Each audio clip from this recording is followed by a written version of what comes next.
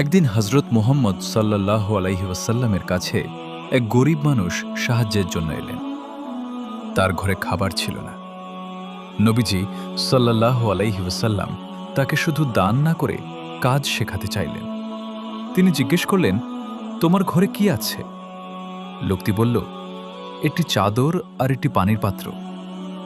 নবীজি সাল্লাল্লাহু আলাইহি ওয়াসাল্লাম সেই জিনিস দুটি বিক্রি করিয়ে কিছু টাকা দিলেন।